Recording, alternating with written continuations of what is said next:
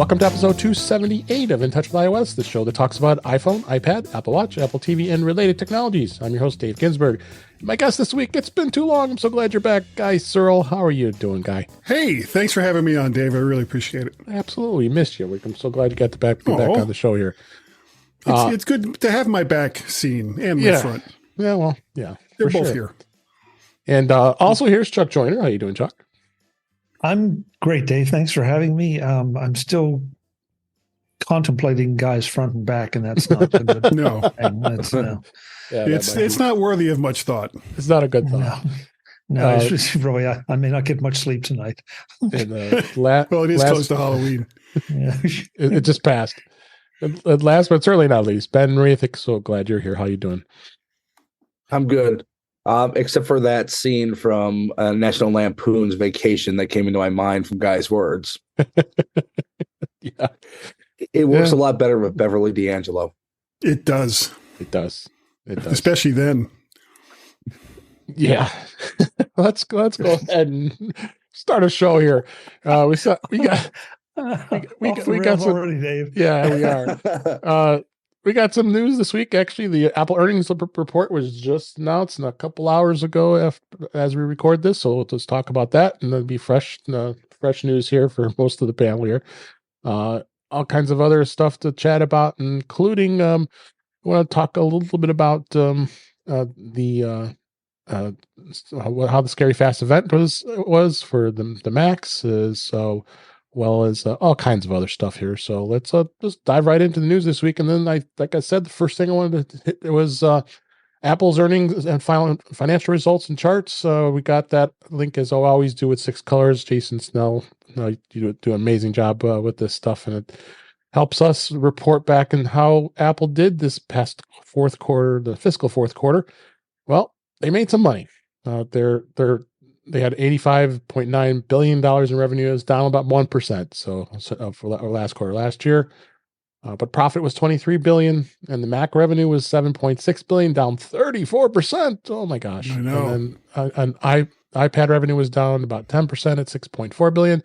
But as we always expect, the iPhone revenue was at $43.8 billion. It was up 3%.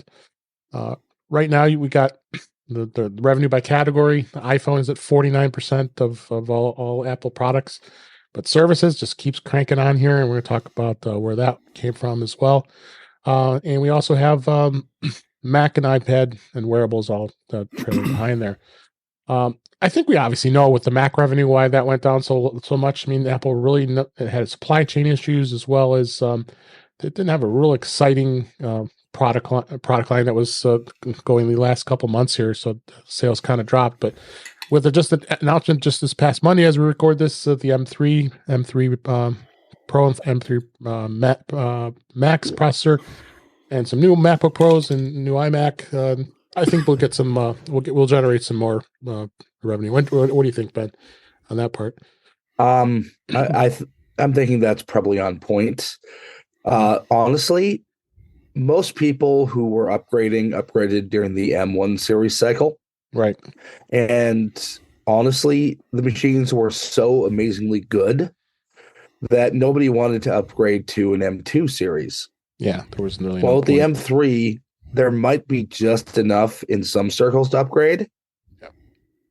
But I don't know if this is going to be the kind of growth Apple is hoping for, because those M1s are still really, really good.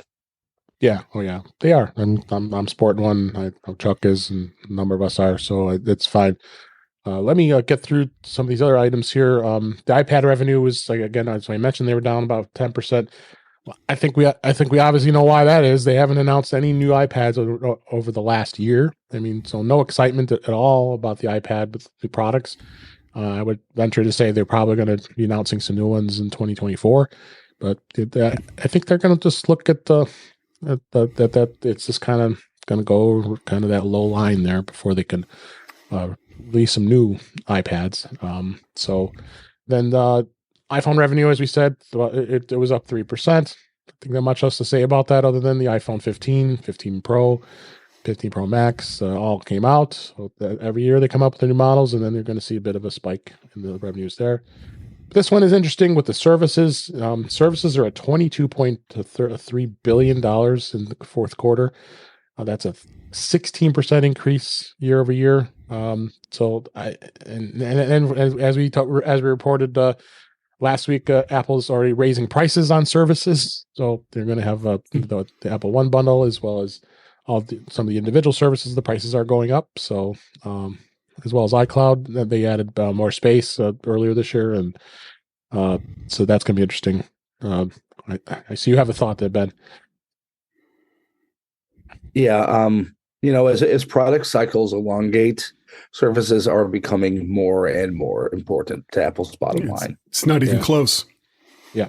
For profit, you're looking at the iPhone as being far and away the number one profit-making item for Apple, and then services, and then everything else. And services is at the very least 2 to 3 times profit-making as compared to wearables, Mac, and the iPad. I have to admit, I was a little surprised at how the Mac has kind of fallen as that big too revenue maker. Yeah, it's 34%. That's quite a bit. And I mean, we'll see what happens with the M3, but I was kind of hoping for Mac Minis and a Mac Studio. And when that didn't happen, it was like, I swear I had my checkbook was out. The pen was like burning a hole in my hand. And it was like, I'm ready. Go ahead. Let's hear it. And they were like, MacBook Pros, Mac 14 inch, 16 inch. They're so wonderful. We're going to spend about half of this half-hour presentation on just talking about the M3 and how wonderful it is. It's like, okay, all right. You could have gotten through the whole M3 thing in about 5 minutes. But I guess it felt like it was padding. It really, really did. Like this event has to be at least a half hour. And it just felt like padding after a while. What's your thought, Chuck? We got to get you in on this. Some of the results were very interesting. You guys made some of the points that I would have already made. There's one chart that Jason Snell put out on Mastadon that I didn't see in the link you put in, Dave.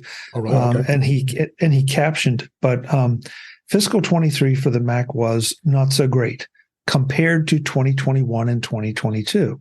Okay. But it's still the third best year ever. And so, post-pandemic, Guy, like you said, supply chains were wonky, things were crazy. People, were going back to work or establishing permanent work from home bases. There were a lot of things that happened during those 2 years that made them weird years. Yeah. And happily, Apple was able to capitalize on them.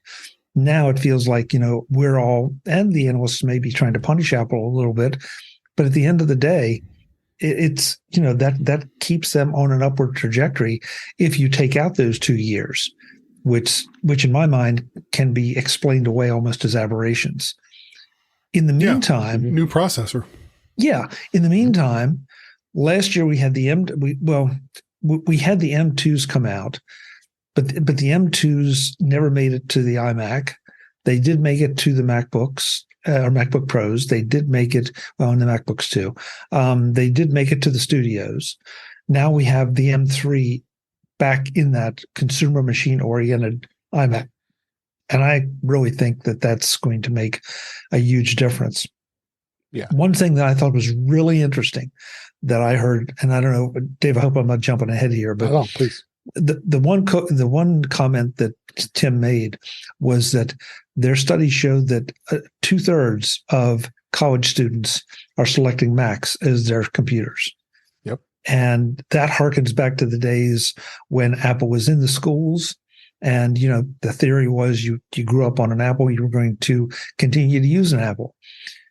I kind of think that may now be reimagining itself, if you will, in the choices of college kids, because now they're going to go to the workforce in a few years. And I just can't believe that they're going to put up with the Windows gibberish, that they're going to want and demand Macs of some flavor. Just like the enterprise.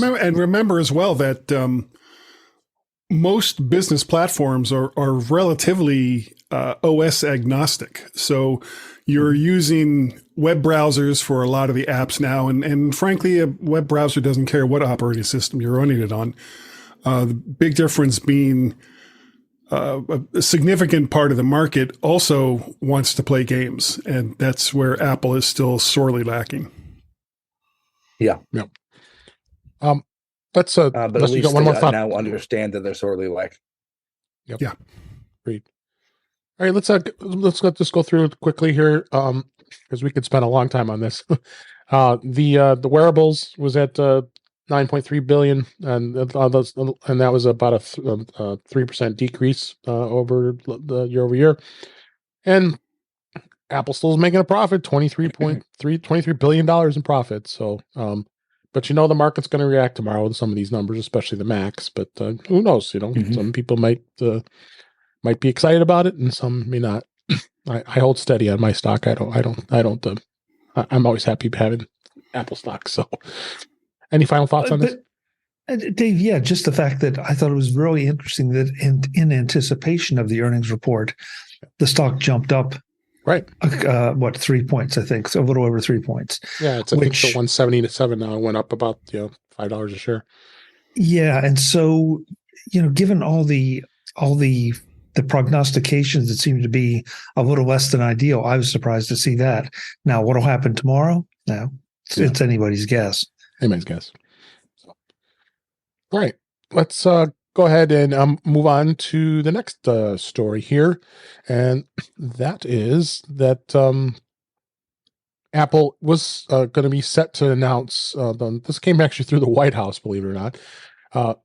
Apple set to announce next level right to repair support nationwide, and this was in a switch up from the previous positions of their opposition. Apple has supported California's Right to Repair Act back in August of this year. Now the White House has pre-announced that Apple is ready to unveil it's going to make parts, tools, and documentation available for both independent repair businesses and consumers nationwide. And it looks like this is going to be something that's going to continue on. I know we've talked about this many times on the show here that fixing your own Apple device, for the most part, I would not want to deal with. Just go to a repair shop, or authorize a repair shop. That is, you get some of these guys or Apple stores, of course. But it's good to see that Apple is opening their books here when it comes to documentation. Someone might be interested in looking at the way to repair a particular item, especially iPhones, especially if you want to do if you brought a broken screen but still, I think it's something that I don't think I'd dabble in anymore. What do you think, Chuck? We've talked about this so much, and a lot of this is just to pacify the right to repair people, because yes, there are going to be those geeks out there who want to play with this, and then, in my humble opinion, they're going to be calling Apple to say, "Hey, I couldn't get it done, or maybe I made the problem worse," and so that's going to cost them more money. And I've opened iMacs when they were dead, and I never wanted to. I never aspired to put one back together, because it was, unless you're really experienced and have had a lot of practice, it's not a fun thing. So, yeah, I just feel like so much of this right to repair stuff is a bit of theater. Now, I'm quick to say that things like the John Deere issues and all that the farmers were complaining about, that's a whole different animal. But when it comes to some of these kind of electronics, and especially all the security issues and all the subtle features that are built into the hardware in so many ways, I'm going to be taking mine to the Apple Store or shipping it off to be repaired by someone who knows what they're doing. Oh, for sure. What do you think, Ben? Look, I'm a certified repair technician. That's right. I don't want to deal with. I don't want to have to deal with these modern Macs. Yeah. Honestly, this is Apple seeing which way the wind was blowing, and not wanting to fight against the current. It's right to repair was going to happen whether Apple wanted to or not, and it was in their best interest to just let it happen rather than try to fight it. Yeah, absolutely. Guy, any thoughts on this? Yeah. there was no way that they were going to be able to fight back against this for too much longer. And quite frankly, they make money on both ends of it anyway. So I'm not even really sure why they fought it in the first place. Mm-hmm. Yeah. All right, let's go on to the next story here. And then just interesting, a quick review on this. Many of the streaming services such as WebEx and Zoom and Teams is all supporting Apple TV. So WebEx is actually going to expand on the Apple TV with the 4K and Apple Watch support. After it brought all its stuff to on the iPad and CarPlay, Cisco's now announcing that the WebEx meetings are now going to be on the Apple TV. Is this something you would do, Chuck, as far as if you would use this on Apple TV for any meetings on WebEx? WebEx is not my favorite platform by a long shot. That said, maybe in a pinch. I mean, I think there are easier to use platforms out there, and there's some better platforms out there. But hey, it's one more capability that they're giving you. So, why not play with it? Because to be fair about it, I haven't done WebEx on an Apple TV. So yeah, I've done WebEx on my Mac, on my laptops, and sure, it's a less than optimal experience compared to the state of video conferencing. Right. But I'm willing to give it a shot on Apple TV. Maybe they have improved it. Well, let's hope. I would think. What do you think, Ben? I think this is going to be a great thing for small businesses. Having seen the state-of-the-art video conferencing equipment that is in some buildings, an Apple TV and an iPhone that someone should already have is going to be a lot cheaper than one of those custom-made video boards. Right. Oh, you guys, what do you think? I think most people already have their setups at their computers or laptops or something along those lines. Whether companies will buy into buying Apple TVs and a webcam to set up video conferencing is really going to depend on who's making the purchasing decisions. Right. So most companies, of course, for one reason or another, are mostly window focused. So the fact that Apple is saying, look, you don't have to spend as much money. You can just spend this little bit amount of money, and you don't have to worry about, configuration. You don't have to worry about maintaining the hardware and all the rest. That scares the crap out of them because that takes away the stuff that they get to do every single day, where they can kind of lord over the non-technical peons that are underneath them and say, look upon my Vista and tremble in fear because I'm the one that keeps all your stuff running. And in a lot of cases, those people are going to go like, no, we're just going to keep what we have because we understand it. And it makes us feel better to have stuff that other people don't know how to use. Right. Not all the time. I agree with you, Chuck. WebEx is just a horrible experience. I mean, and I won't use the T word, but that's right up there with it. But so okay. So mark this down. The T word is better than WebEx. Okay, I agree with that. That's and that okay. Everybody, we're talking about Teams. Yeah, that sets a pretty low bar, but the fact is that it's better. Yeah, I agree. All right. Let's go ahead and move on real quick on this one. I'm really starting to see impressive things happening with Apple and the Shazam app, which has been around for absolutely forever. Apple did announce that the Shazam app is now going to have a concerts feature, which is designed to allow Shazam users to find concerts that are happening in their local area. The section can be under the My Music with recommendations based on each user's Shazam history. And Apple says that Shazam users can browse, search, and filter by artist, date, and location, and plus they can explore trending concerts. Events can be saved in the app and options for set reminders for upcoming shows and tickets and all kinds of this fun stuff. I mean, is Shazam becoming a place where you could really be close to a great place to find music information. Ben, you're a big music lover. What do you think of this? I sure hope so. I mean, you have things like Bands in Town, Right? but honestly, Shazam is becoming a much more useful app under Apple Really is. than it ever was as an independent app.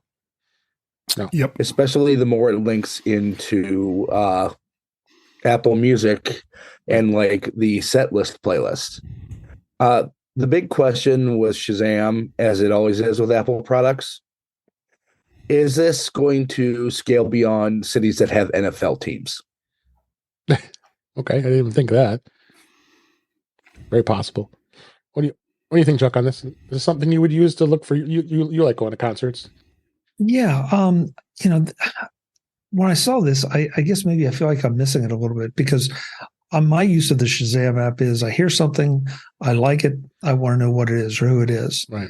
And in fact, I just did that yesterday. I can't say that I use it weekly, but depending on where you are and you hear something that catches your ear, I think it's a nice little value add that if I hear something, it'll say, oh yeah, by the way, they're playing near you. That's great. But am I going to go to the Shazam app and look for concerts? I think they're going to have to train me to do it. Yeah, that seems about a logical thing you'd have to do. How about you, Guy? Any thoughts on this? Yeah, Shazam isn't something I really used that much before Apple kind of took it over. Mm-hmm. And I find I use it more and more now. But again, like Chuck, it's mostly just to see, oh, I'm in a supermarket. And it's like, oh, I remember that song from way back when. What the hell is it? And then, go ahead and invoke Shazam to find out what the song is. And then, of course, as soon as I find out, oh, yeah, that was them. And then immediately forget who it was that I was trying to listen to in the first place. But as far as, local concerts isn't something that I'm typically doing right now. I think the last concert I went to was a Beatles tribute band called Rain.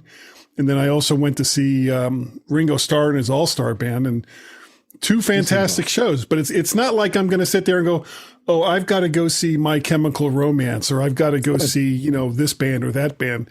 At 63 years old, most of my concert days are pretty much in the past now.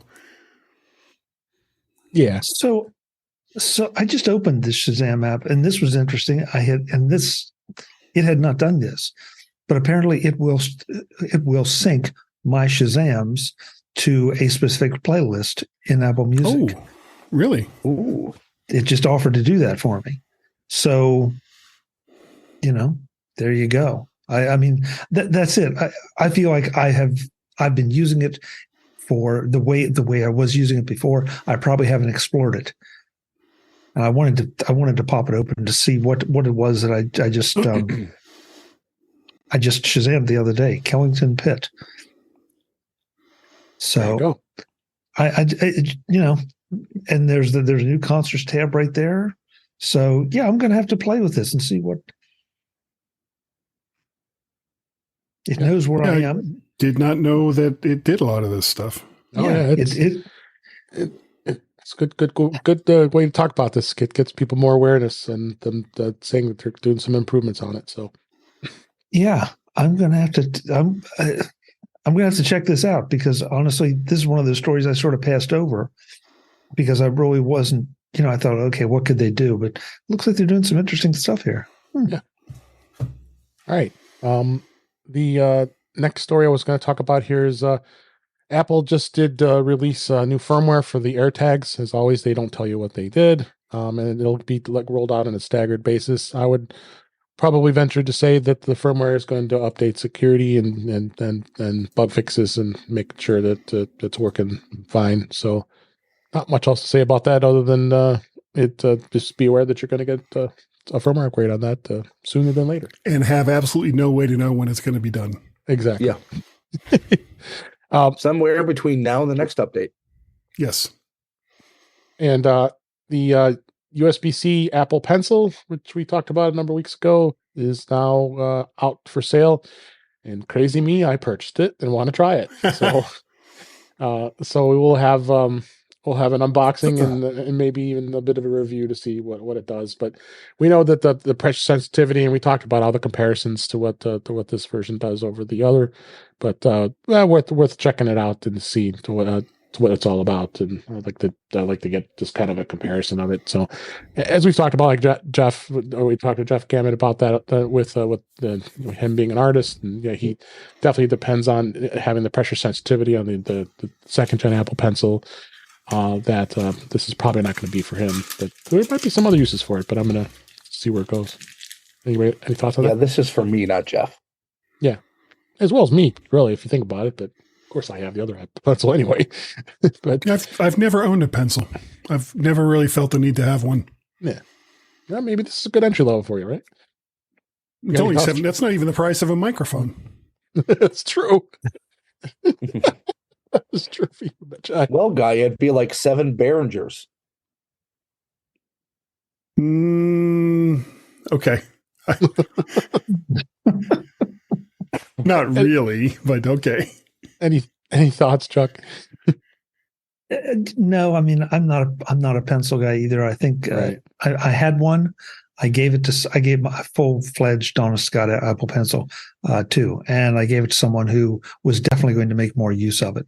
So I got myself one of the knockoffs that is very limited, and it does for me what I wanted to do. But I don't know. I think the last time I drew anything, I actually tried to draw something, was to test the pencil. Other than that, I just don't draw things. Yeah, I'm with you. Apple's ridiculous lower priced Apple Music plan, which was a voice plan that was $4.99 a month. Well, they're finally discontinuing it. Apple, they had the lower cost Apple Music voice plan. It's going to be discontinued this month as we record this in all other countries where it's available. This is actually according to an Apple support document. So beginning this month as we record, it'll be gone. And, Apple's basically saying there's so many other places you can go and you just get the regular plan and no real need to have this because you couldn't even really do anything with it. The only way you could play music is if you have to, basically talking to S Lady and say, hey, I want to listen to this. And that was the only really way it would work. So I never understood why Apple had this plan. So I don't think it was anybody's going to be crying about them getting rid of it. Don't you think, Ben? I forgot this actually existed. I mean, too. Until I saw this. Too many people. Yeah. I can't believe too many people ever signed up for it. Yeah, I can't either. I feel like this may have been targeted at the younger iPhone only generation. Yeah, maybe. That maybe was comfortable with saying, "Hey, S Lady, play me Taylor Swift," because that's what they wanted to listen to. Because the four of us, excuse me, not going to leave anybody out here, I think are more into, I was thinking you, Ben, we're more into paying attention and curating our music, figuring out what we want to listen to, as opposed to just using it as, wallpaper or being just overly obsessed with one or two bands. Right. So it was one more option, and, it was a test, and it didn't perform as Apple wanted, so they decided let's pull it. So you're not a Swiftie fan then? I respect Taylor's business acumen immensely. Too. But she must be a heck of a performer. I've not seen her perform. I don't plan to see her perform. I don't plan to see the movie. It's just if it's on somewhere, I'll look at it. But as far as seen her in owner's boxes. Well, yeah. Not for long. That's another story. No, she does. She's pretty amazing. I mean, just the whole control of her own life. Good for her. Yeah. The whole show is just amazing, and almost 3 hours, a long time. Let's go ahead and move on to the next story. This was a 9 to 5 Mac via Mac Voices magazine. NASA launched a new app to see the International Space Station. This week, NASA launched a new app to make it easier than ever to spot the International Space Station right in the night sky. NASA has long operated the station website, but now its new app available both iPhone and Android. It's going to bring augmented reality features and a handy interface to learn more about the orbiting laboratory. International Space Station is most visible in the early morning or evening at times when the sun is not up, but light is still hitting the reflecting off of the orbiting station, and the app breaks down where the station is. This is kind of cool. I don't know if any of you guys have tried this yet. I haven't downloaded it just yet, but Chuck, since you told everybody about this and I found out about it, what do you think? Did you download this?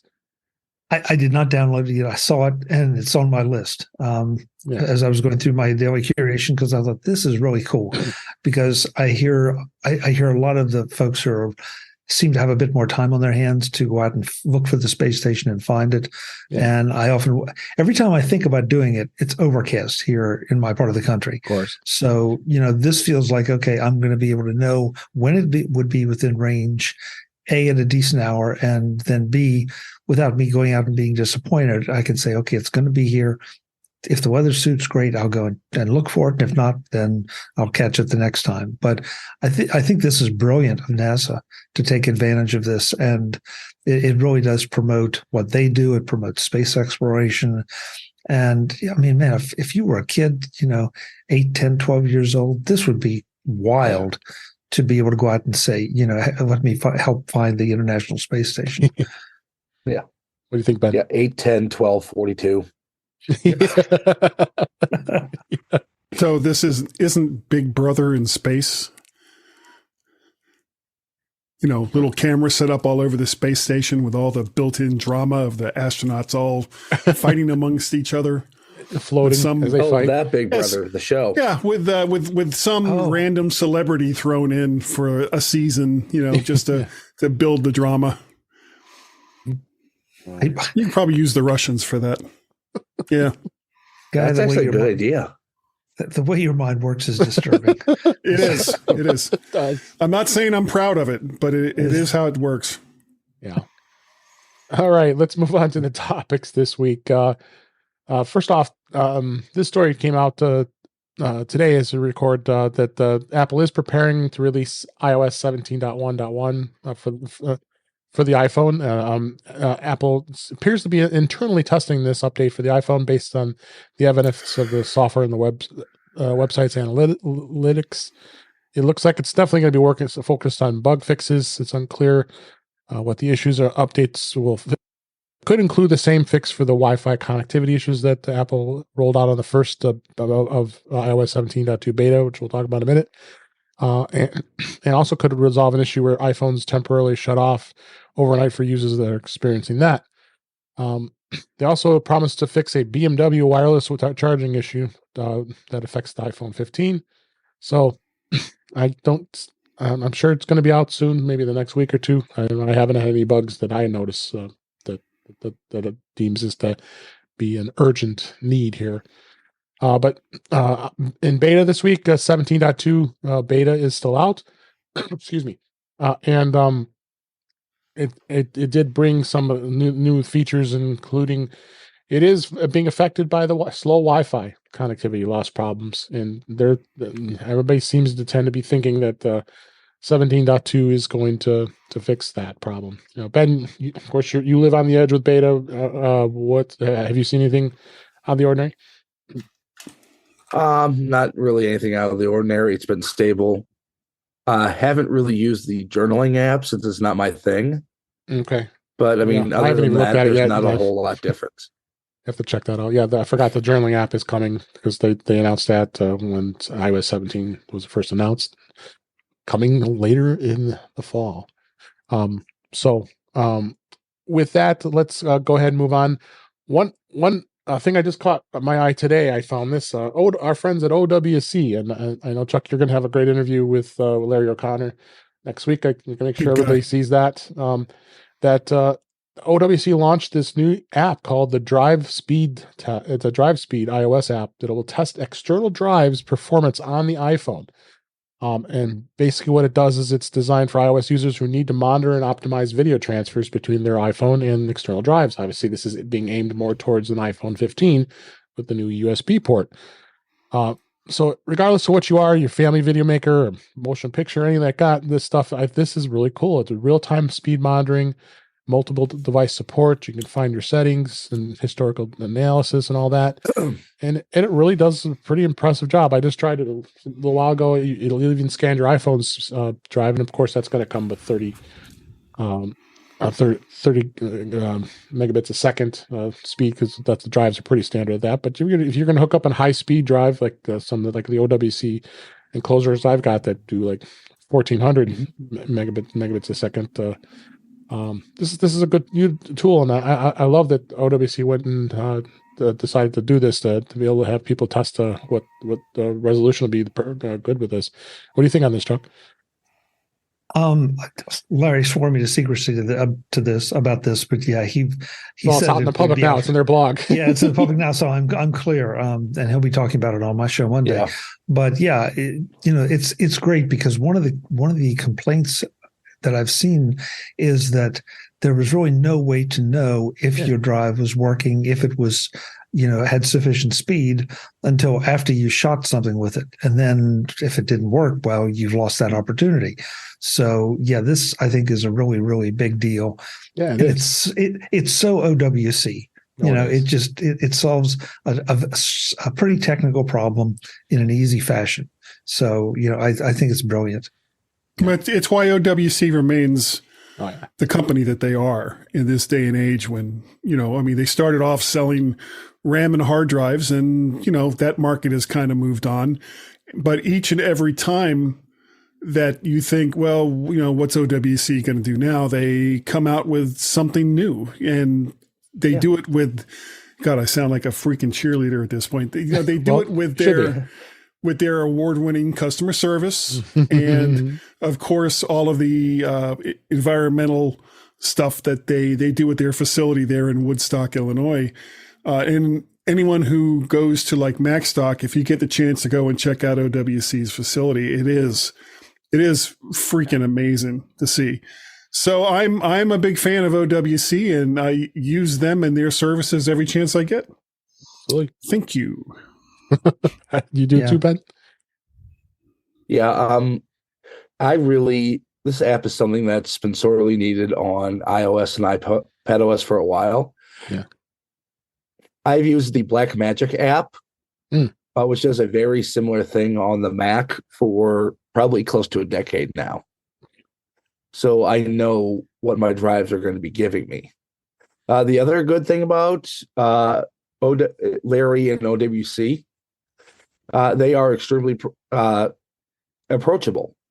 I flat out asked the CEO of the company what OWC products he would recommend, and he gave me couple recommendations.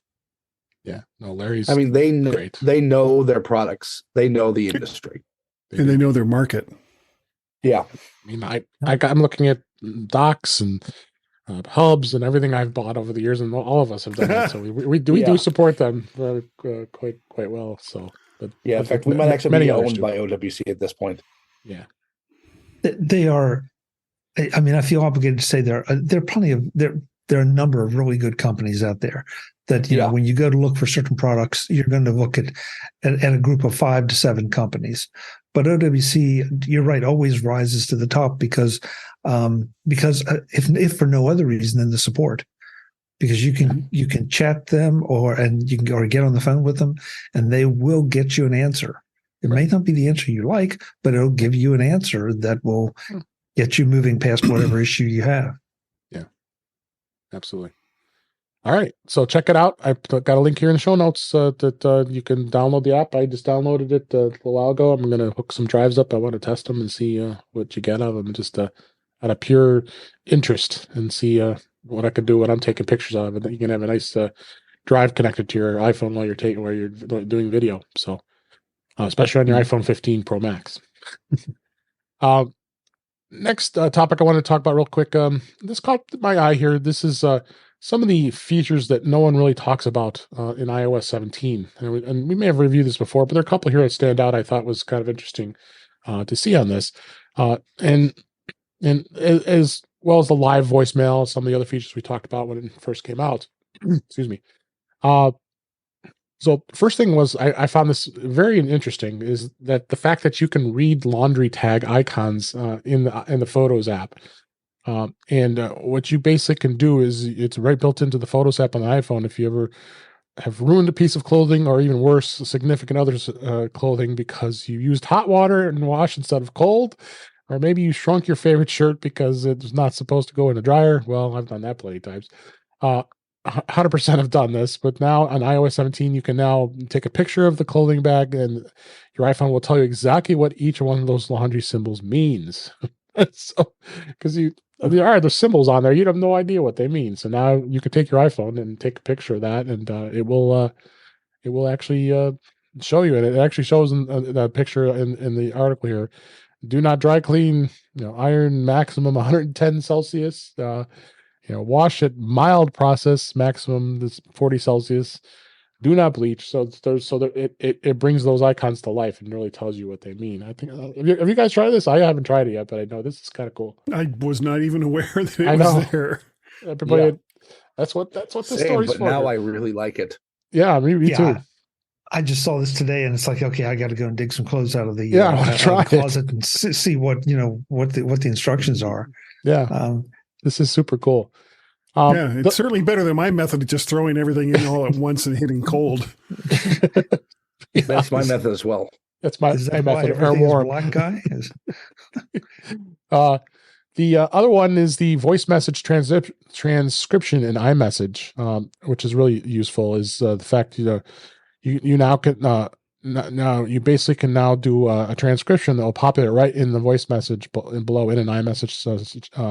So now if you're in a situation where you physically can listen to the message and then you can read it instead, in this use case they show it does a transcribing of it, and this is kind of cool, and it's pretty accurate.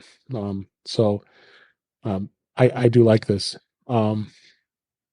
The other one was I did talk about this. I'm super stoked about this one, is being able to ping your Apple Watch. So if you took your Apple Watch off and it's buried in your blanket somewhere and you don't know what you did and where you put it, and you just like you ping your iPhone with your Apple Watch, it reverses the process. Now you can ping your Apple Watch to find it as well. So this was a really great feature that they added. You also can change in the lock screen is the wallpaper album shuffle. I haven't tried this yet, but they give you the ability to shuffle through some different wallpapers based on time intervals. So you can select a category of images and have them on your iPhone, and it would shuffle those images on your lock screen. So I should start doing this because you get bored after a while seeing the same wallpaper. At least I do. When you do this, have you guys tried this yet? You get bored with like the same phone after 10, 11 months. Well, that's true too, but that's more so because I want the latest greatest. So. Oh, okay. So those are some of the features that weren't really talked about. So go check out the laundry tag icon. I'm gonna try that out, and I want to make sure It's weird that's like the most fascinating one. It is of everything that you have here in this story. It's like, whoa, laundry tags. Yeah. Now we're talking. Now we're cooking with gas. But Guy, I mean, I've looked at those laundry tags, and it's like. No idea. Those things like, what the heck do they mean? Or do they mean anything? Or are they just a bunch of people's logos? And so you just ignore them and keep on going. But, to know that there's little pieces of information there, it'll be interesting just to see what's hiding in my closet. I've always kind of felt with that tag that there's somebody in Indonesia that's like, oh boy, they're going to have no clue what this says right here. Oh, we're really going to screw with them for this one. Yeah. That's for sure. God, it's like the show is just filled with middle-aged men. Yeah. Yeah. Let's go ahead and move on. This we're going to lead into a little bit of discussion about the scary fast event that happened on Monday with the Macs. But the first thing I wanted to note is there were a lot of big discussions about the fact that event was filmed entirely on an iPhone 15 Pro Max. Apple did post a behind the scenes video. It's like 2.5 minutes or so on the keynote. And it is so cool to see what they did to get that film. They showed the behind the scenes, show Tim Cook's up, standing in the different areas while he's talking. And they had, it was still a high end production, with the iPhone holder and all the lighting and all that stuff. Yep. But it just really proves that they continue to say that the iPhone is the most capable video camera there is. Well, this kind of just shows it even more. I was super. I'm assuming all you guys have seen this video, and it's just super impressive. And Chuck, what do you think of this? I think this camera is just probably the most phenomenal. I talked about it last week when I went to the U2 concert at the Sphere in Las Vegas, and all the videos and photos I was able to capture. I was just absolutely blown away. What do you think, Chuck? I think the people that were talking down this and saying, well, you're not going to be able to do this because you're not going to have lights and trains, and it's like, you're absolutely right, but the point is, they took whatever they were using before. Let's just pretend it's a red camera. They took the red out, They dropped the iPhone in, and they still got these results. Right. Yes, using all the professional equipment with the professional know-how, no question about it. Yep. But if they had dropped in, a camera from 7, 8, 9 years ago, well, or Galaxy S20. Well, I wasn't going to call any names, Guy, but I'll go there. It would have been readily evident. But here, nobody thought anything about it. And once you know it and go back and look at it, you're not going to find any glitches or any issues that you're going to say, yeah, well, that was obviously a compromise. Yes, of course, they had professionals, they had professional gear and all of that, but that's not the point of the story. No. Agreed. Yeah. Yeah, I mean, the point of the story is more across the line of what I saw iJustine do. She took a gimbal for the iPhone. She stuck a USB thumb drive in it, and then she went and used it for what she would use a $1,000, $1,500 camera for. Yep. This is for independent filmmakers and bloggers. This is a game changer. Yeah. Oh yeah, for sure. So check out the video. I think it's well worth your 2.5 minutes of time, and just to kind of see the behind the scenes of what they did, and it'll inspire you even more to want to have. I mean, even the iPhone 14. Ben, you have the iPhone 12. Those phones still are fully capable video cameras and can give you some amazing results. But I've had all the models, as Guy joked, and I get bored with that after 12 months. The fact that I was able to get just amazing results of what I took, and believe me, you're going to be able to get some great results with this. Agreed. All right. So finally, let's kind of talk a little bit about the event, the Scary Fast event. And the biggest thing was what they really announced was the fact that they have now M3 processors. They started with that. And I was kind of excited. I think all of us were. The fact that they did come up with 3 different chips: the M3, the M3 Pro, and the M3 Max. And really where they went with that was the fact that it was across the line of all the Macs. Ben, what was your initial thoughts on the processor when you first heard that they announced this? I was very impressed. I mean, when it comes to the actual processor itself, it is going to be a iterative change from the M2 Pro and Max.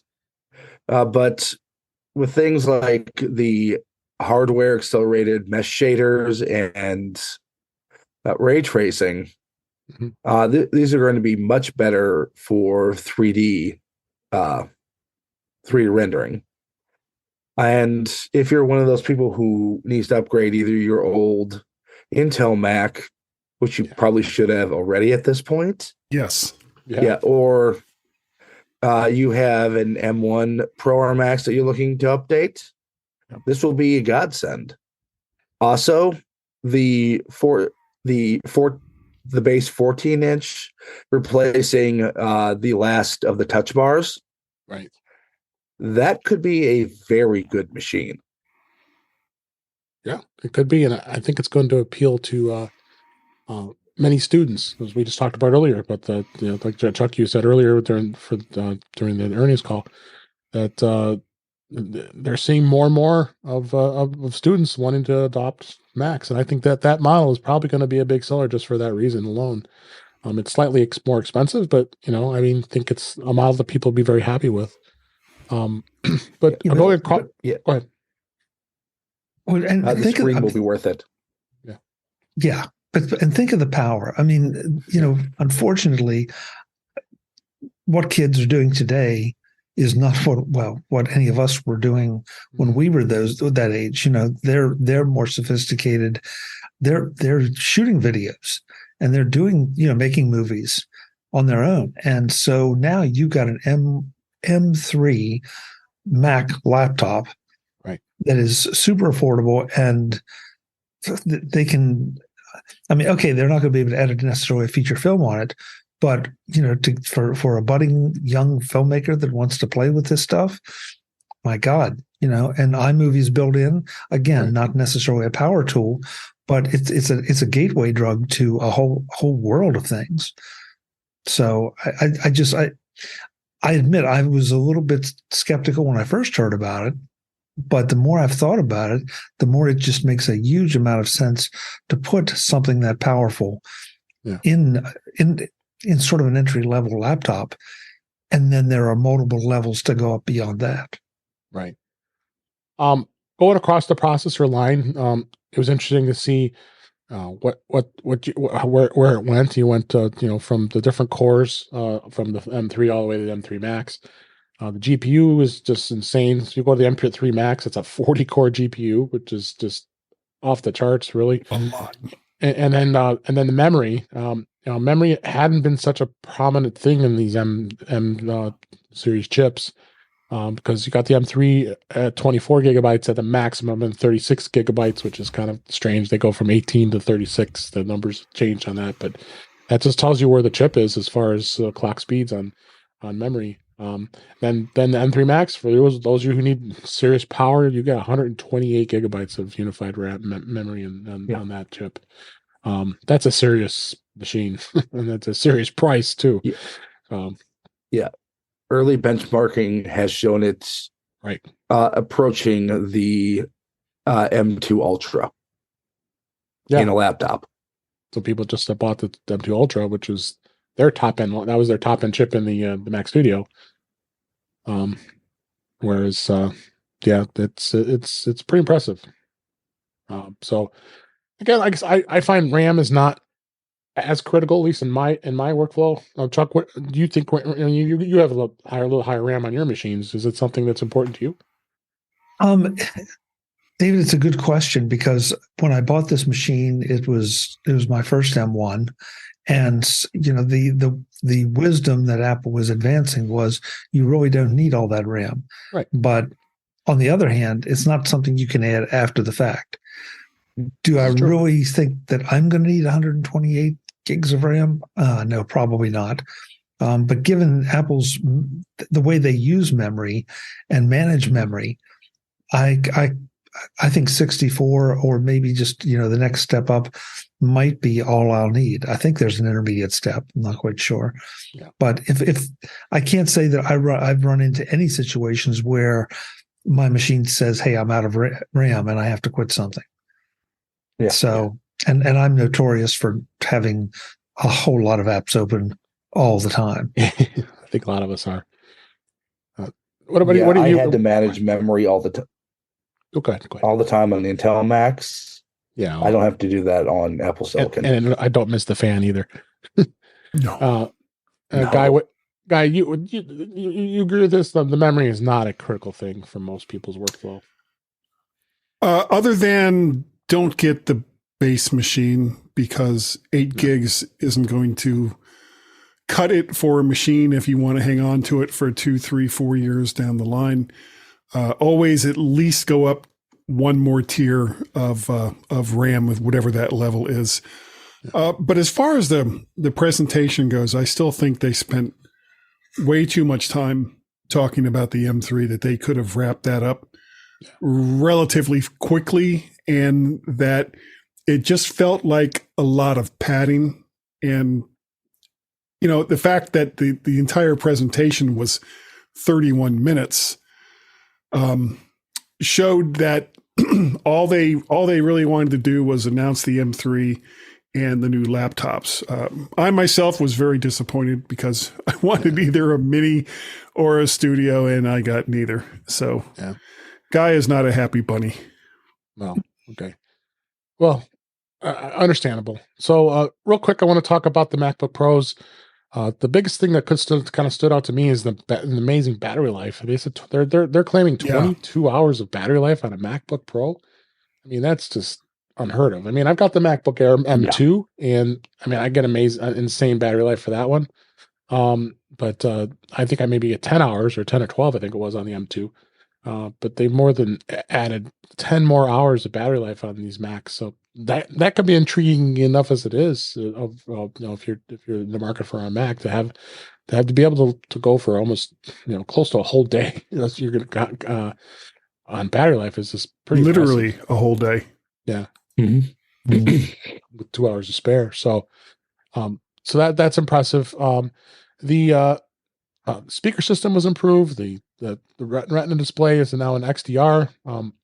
I know the M3 still does not support multiple monitors, and that's kind of a bummer because some people at the very least, like to have two monitors connected to their Macs when they're sitting at a desk. But I believe the Max is the one that will support up to 4 displays, which that's pretty impressive in itself. Well, including it's built in. And it's built in, right? So, but yeah, to have 3 displays, I mean, that's pretty excessive. And you have to be a pretty serious designer, and you need to have all that screen real estate to have to do that. But that was always the big gripe about the MacBook Pros when it first came out with the M1 and the M2, that you were limited on multiple screen support.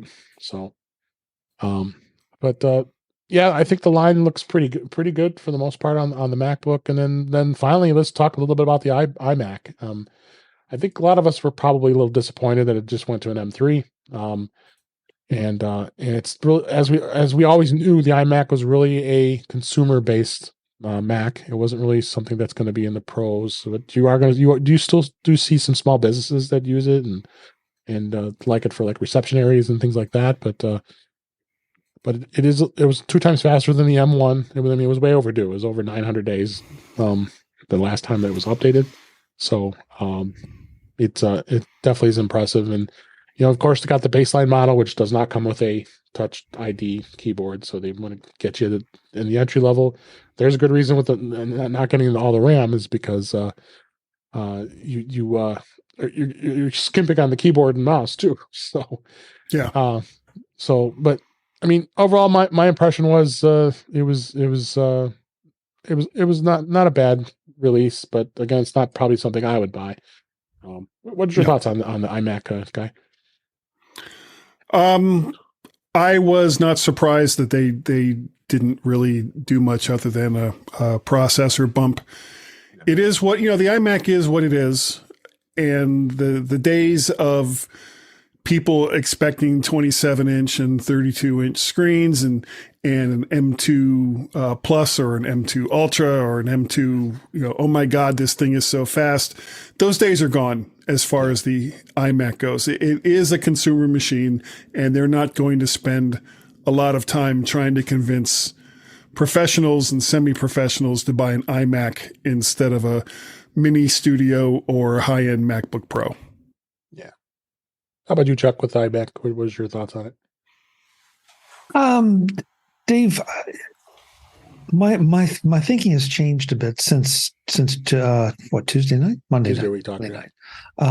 No, since Monday night, because my initial reaction was, okay, poor iMac. But let's step back a second and remember that the M1 was a beast when it first arrived, and now and still kind of is. And now we have an M3 in an iMac, and I just punched it up to be sure I had this right. You can put 24 gigs of memory in that iMac. Right. Okay. And we're doing a lot of poo-pooing about, I can only connect one extra monitor. Oh, too bad. Yeah. Okay. So connect a monster monitor to it, and you've got a heck of a nice machine with a heck of a nice second display. So I mean, you could say the same about a 14-inch MacBook Pro, and you're only going to have a 14-inch screen. Here, you're going to have a 21-inch screen, and then whatever it is you plug into it. 24-inch. 24. Or I'm sorry, 24. Excuse me. And even that's a great screen. Mm-hmm. Oh yeah. I was at Best Buy actually yesterday and stopped by the iMacs, and it's like, that's a really good looking screen. It's I'm used to now a 27-inch, but it's fine. So I feel like we're all giving short shrift to the iMac, and it comes in these fun little colors, and that's nice, but it's a heck of a nice machine to do anything that you're going to want to do. Because, and I also was punching up some stats here. I found an article that said that the M3, the baseline M3, is twice as fast as the baseline M1. Right. Okay, so think about that. The M1 was a beast. Now you've got twice that power in this pretty little compact machine that will support an extra monster monitor if you want it. Right. I think it could be a machine for a lot of people and a lot of businesses, and that aren't looking for that super horsepower, that don't need it. And they reacted too with the Wi-Fi 6E. They've updated it to the most current technologies, the Bluetooth 5.3. You can get up to 2.2 terabytes of storage. It'll cost you a pretty penny. And also you talked about the display. It's a 4.5K Retina display. Because, everybody's complaining, like you said, about the size of the screen. Well, having that 4.5K, it's not 5K, but it's 4.5K Retina. As you saw it in the store, I mean that was great. Best Buy already had it on display. It's a beautiful screen. Yeah, it's an awesome screen. So, I mean, this is a very worthy machine for many people. And would anyone here buy one? I wouldn't, because I've always been on a MacBook Pro. I wouldn't guide necessarily, but I'm not. I know that I'm not the. You're not the target audience. I'm not even close to the target audience for this machine. But I tell you, I could see buying one for some other family members, and it would be more of a machine than they are ever going to use. Yeah, that's fair. So, and one other thing before somebody, Ben, let me jump in and then I'll let you go. But somebody's going to say, yeah, but it doesn't have enough ports. I can't plug this in. I can't plug that in. All right. We talked about OWC. Yeah. Go get that. $129. Yep. And I love that hub. I've got two of them. That hub is perfect for that. You can plug in all kind of stuff. So, if you really are that guy or girl or lady or woman, whatever the right thing is to say. Or Ben. Then it's one more little peripheral you have to buy and you're set. So the more I think about it and talk about it, this is a machine that does not represent very many compromises. Yeah. No, Ben, you give the last word. I can understand exactly who this is for. I do remember being a teenager. I remember the original fruit-colored iMacs. So just forget what it was during the Intel era. This is going back to the very beginning of the iMac. This is your family computer. This is your business point-of-sale computer. If you want more portability, you get a MacBook. If you want something more powerful, you get a Mini, Studio, or Pro. This is very good and very competitively priced for what it is. This is also going to be very good in education mindset. I think you might see more education customers buy more of these just because of the price point alone. All right, that was a great discussion, great show this week, and I appreciate all of you being here. And let's go ahead and wrap up for this week. That's a wrap for this week. Please send your comments, questions, and suggestions to our email address, which is feedback@intouchwithios.com. You can follow us on Mastadon, which is at intouchwithios at techhangout.social. Support the show by buying me a coffee at intouchwithios.com/coffee. We would really appreciate it. You can become a patron of the show by going to patreon.com/intouchwithios. We have 2 tiers available to support the show. We would really appreciate it. Make sure you like, share, and subscribe so you're notified when we are live streaming, which is on Thursday nights at 8 p.m. Eastern Time, 5 p.m. Pacific on our YouTube channel, which is youtube.com/intouchwithios, where you can watch the current live stream as well as past live streams, as well as you can listen to past shows. Visit In Touch with iOS magazine on Flipboard, where many of the topics we discuss are flipped into that magazine. The link is in our show notes. You can subscribe to the show by going to your favorite podcatcher, including Pocket Casts, Overcast, Apple Podcasts, and many others. But better yet, go to our website at intouchwithios.com, where all the links to all the ways to listen to us are there. I am Dave Ginsburg, and you can find me on Mastodon at DaveG65 at mastodon.cloud.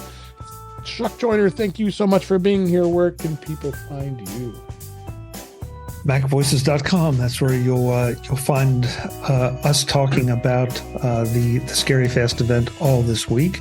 Next week, Larry O'Connor will be here from OWC, and you never know who might pop in between or after that. So definitely stop by. Tuesday nights, 8 p.m. Eastern, 5 p.m. Pacific. We do Mac Voices Live on YouTube at youtube.com/MacVoicesTV. And on pretty much all the socials, you can find me as at Chuck Joyner. Dave, thanks for having me. It's always a blast, even if Guy is here. I get blamed for everything I do. That's a good lead into Guy Serle. Thank you so much. I'm so glad you were able to make it on the show tonight. And I'm so glad I could make it too. And damn you, Joyner. Damn you. You can find me over there on the X's as Mac Parrot and Vert Shark. I'm also Mac Parrot over on Counter Social and Mastodon.social. You can find our show that I do with Gazmaz almost every week for now. Over 700 shows, I believe. We're coming up on our... I don't even know at this point. We started a long time ago, and my memory doesn't go back that far. But Ben was still in high school. He was still in high school when we started doing the mymac.com podcast. What else? If you want to contact us and leave a message about the show, we have a Google Voice number, 703-828-4677. Thank you. Thank you, Guy. And last but certainly not least, Ben Roethig, it's always a pleasure having you on the show. Where can people find you? Well, Dave, you can find me at Ben Roethig on the socials. Roethig.tech for my writings. On Tuesday, you can find me on Mac Voices with that Chuck Joyner guy. On Thursdays, you can find me on The Big Show, normally with Jeff Gamet. And Fridays, you can find me on The Mac Show on the British Tech Network. And of course, you can find me here on In Touch with iOS every Thursday night. Thanks so much. And yes, we miss you, Jeff. Friday. We miss you, Jeff. We'll get to have you back next week. Well, you guys did. We did. And thank you for listening. We really appreciate it. I hope you enjoyed the show. And until next time, thanks for listening.